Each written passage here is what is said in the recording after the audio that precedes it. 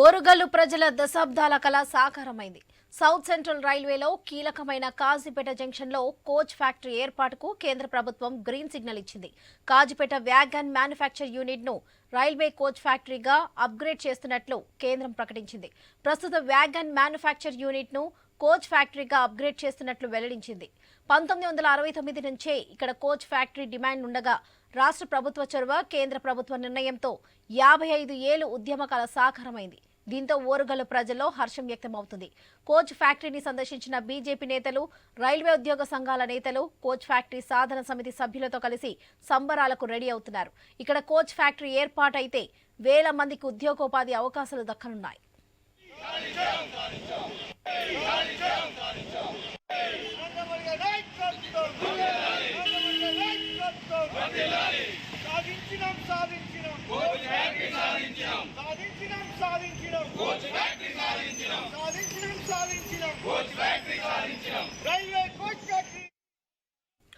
ఓరుగల్లు ప్రజల దశాబ్దాల కల సాకారమైంది. సౌత్ సెంట్రల్ రైల్వేలో కీలకమైన కాజీపేట జంక్షన్లో కోచ్ ఫ్యాక్టరీ ఏర్పాటుకు కేంద్రం ప్రభుత్వ సిగ్నల్ ఇచ్చింది. ఇదే విషయానికి సంబంధించి మరిన్ని అప్డేట్స్ మా ప్రతినిధి ప్రశాంత్ అందిస్తారు. Prashanth, Kazipet wagon manufacture unit ను రైల్వే కోచ్ ఫ్యాక్టరీగా అప్గ్రేడ్ చేస్తున్నట్లుగా కేంద్రం ప్రకటించింది. దీనికి సంబంధించిన డీటెయిల్స్ ఏంటి?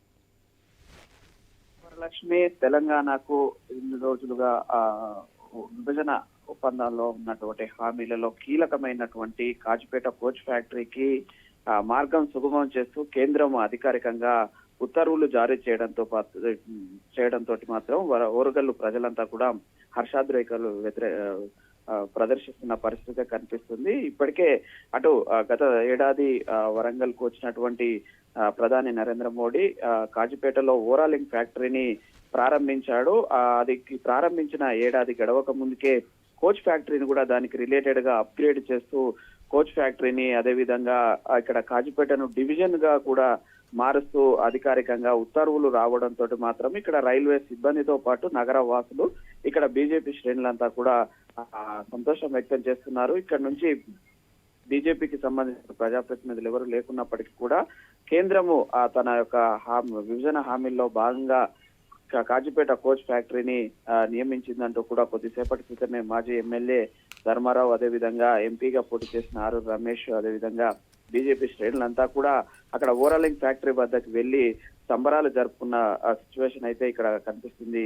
ఇప్పటికే ఇటు తెలంగాణలో రాష్ట్ర ఏర్పాటు సమయంలో 2013లో ఏదైతే విభజన హామీలలో భాగంగా కాజీపేట కోచ్ ఫ్యాక్టరీతో పాటు 10 ఏళ్ల ఉమ్మడి రాజధానిని, అదేవిధంగా ఉక్కు పరిశ్రమను నెలకొల్పాలనేది ఏదైతే పెట్టిందో అందులో కాజీపేట రైల్వే కోచ్ ఫ్యాక్టరీని అయితే అధికారికంగా ప్రకటించడంతో అయితే ఇటు వరంగల్ తో పాటు తెలంగాణ రాష్ట్రానికి రైల్వేకి అయితే ఒక మహర్దశ పట్టే అవకాశం అయితే ఉందని విశ్లేషణ చేస్తున్న పరిస్థితి అయితే ఉంది వరలక్ష్మి.